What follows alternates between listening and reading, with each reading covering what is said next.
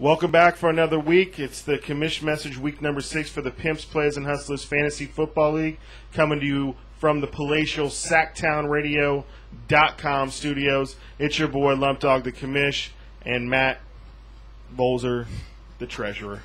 What up? In the house. What's up, fellas? Sports desk. So, due to some scheduling issues, we were going to break down the draft. I think we're going to do that next week, just after halfway through the season. Can you believe it? It's already been halfway. We're halfway done. And I'm calling out you to get here, especially you, Mr. Nice. Mr. Get your ass in here. Mr. Nice Guy. Talk a little shit. Wasn't Mr. Nice Guy the weed selling dude from Half Baked? Yeah. Maybe the good old Foster started smoking some weed. Maybe that's what's turned. Maybe his doctor finally was like, dude, you need to fucking calm the fuck down.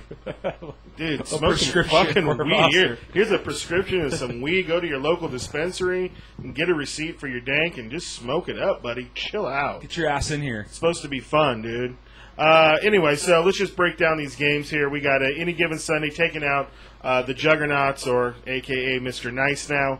Any Given Sunday, our treasurer here, Volder, improves to 4-2. Juggernauts fall to 3-2-1. Any Given Sunday gets led by Roma with 38. Macklin shows up huge once Deshaun Jackson goes down with 30. Ward chips in 11. No one on Juggernauts really showed up other than his running backs. Bradshaw with 15. Steven Jackson with 17. And then the Rivers with the Poultry 27, usually getting much more points out of him. Grakowski also chips in 11, but he takes the loss, 116 to 94, I think it was. When I got through that first half of the first games with Rivers only throwing in, I think he had like 2 points after the first half, I was like, it's on. I got smooth it. Sailing from here, and it was. I felt good about that. Nice. What game you got? I'm going to take a look at the game of the week, and that, I would say, was Fuck You versus Molly Whoppers. It was 128-144. Tough loss for Fuck You. I mean, anytime you have the second most points in the league for the week and you lose to the money, that's just brutal. Fuck You had Ryan with 31. Chris Johnson and Mendenhall both have been solid this year. 20 from Johnson, 15 from Mendenhall. Seahawks D chipped in 17. Schaub threw up 42. Arian Foster continues his run of being the top scoring running back right now in the NFL with 21. Dwayne Bowe with 23 and Andre Johnson for 20. Wow, Bowe has been coming up, and that must hurt Britt to have traded Cadillac. I believe it was Cadillac Williams for Bowe. And Cadillac Williams is a free agent. Cadillac is available on the free agent roster. So he just pretty much gave Bowe for nothing. Yeah, that's pretty rough, and I know Britt was looking for a wide receiver, so that hurts. But Molly Whoppers, again with the money this week, that lucky motherfucker. 3 out of 6 every even week, and I think I checked, and I think I play him in an odd week, so I'm happy about that. I play him this week, and I get him on a bye week, but I'm calling it right now. I could totally see him winning. I just don't like the way some of his free agent pickups. He is trying to limit Flacco, fuckhead Flacco, as we're calling him in the league this year, point-wise with Todd Heap and TJ Hushmanzada's pickups. I like the strategy, and I'm not really liking the way my team's playing right now, so I could see myself losing, but I should win, but we'll see. What game you got? Next game we got Patty's Playboys against Papa's Rat Pack. Patty's Playboys becomes the undisputed #1 team in the league, improving to 5-1. Once again, led by Manning and the Steelers defense. Manning with 39, Steelers D with 25. Between the two of them, 64 points, and he only scores 110 points to get the win. Lance Moore chips in 11, LT with 18. That was a huge pickup for him, or draft, I should say, for him. He's really he proved at least me wrong. I didn't think LT was there. I thought it was going to be Sean Green this year, so good pickup for him. Papa's Rat Pack takes the loss because he leaves his #1 pick, Aaron Rodgers, on the bench with 43. Instead, starts McNabb with only 24 points. Charles Johnson. Yeah, no, I know. Come on, act like you've won a championship. Charles Johnson with 23. Garcon almost pulls him out the win with 17, but he had Manning to, those all Manning's points too. And then the Vikings D chips in 15 for him. Come on, Papa. 1-4-1. dude, you gotta get a win this week for Papa, or else he may be done. He might be done, exactly. You definitely need to win, Papa.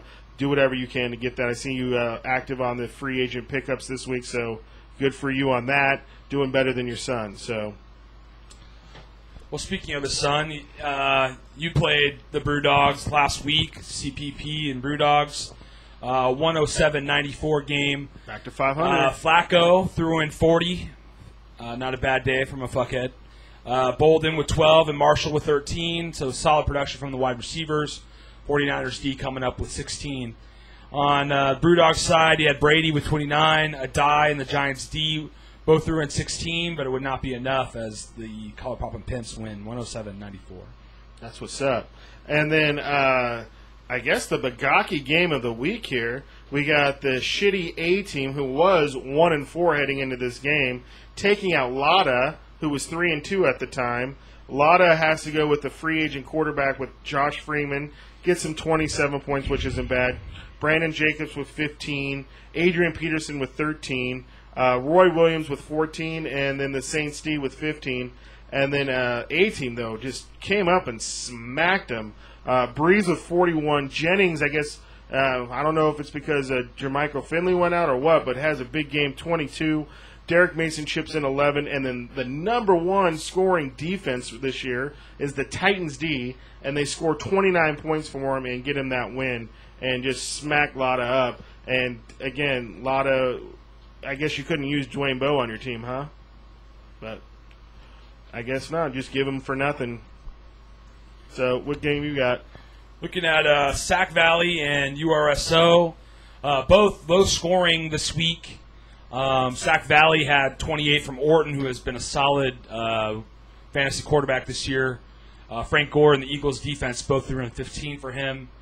URSO got 30 from Cuddy, 23 from Terrain, but 0 from Nix and 3 from the Packers defense, and that will definitely cost him the win. And he was posting up news stories and shit about how he was going to take out. Said it was a bye week. Yeah, man.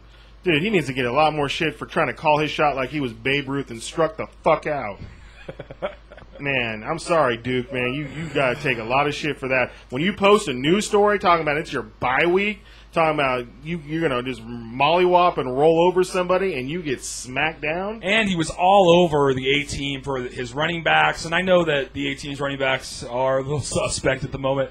However, you look at the points, and the A-team has scored 15 more points than Duke this year. So I don't know what that says about your team, Duke, if the A-team, and you were coming down pretty hard on him, is actually outscoring your team. So definitely. I guess we'll see what happens. We'll see what happens. So, in other league news this week, just want to say, hey, we all want to shit talk on a serious note, too. We all want to shit talk. We can all take what's going on the boards, but, man, I don't need fucking 300 text messages from I guess not the Juggernaut. I guess still the Juggernauts, but Mr. Nice. Yeah, Mr. Nice now. On a Monday night when I'm coming home trying to get ready for radio shows and trying to get shit done, and my phone is just almost unusable because it's just ringing and vibrating from text messages. And just to give you guys an idea, I don't get off work until 6 o'clock, and by 8 o'clock, I had over 300 text messages. And I saved them, at least that most of them. Stalkerish to me. I mean, yeah, so hold on. Oh, God, he's going to show it. Oh, shit. Wasting time. 200. Come on, Boulder, tell him. 214. That was after I deleted 80 of them. Wow. 214 after I deleted 80 of them. Now, come on, man. Seriously, do we really need to act like that, like children, and text each other like it's the damn chat room? I don't think so. Just knock that shit off. For real. I mean, Foster, I think, took it personally. I was kind of sticking up for you on the boards. I don't think it's so much the shit talking because everybody talks shit. And I mean, Foster is especially hard on you, but, I mean, so what? I think, though, 300 text messages is it's a good thing you don't have any pets. Yeah, no, definitely. He might be cooking them on the stove when you come home one night. Kill him, and dude, I don't know. I might find one of my daughter's Barbies, beheaded and nail gun to my door or something, you know.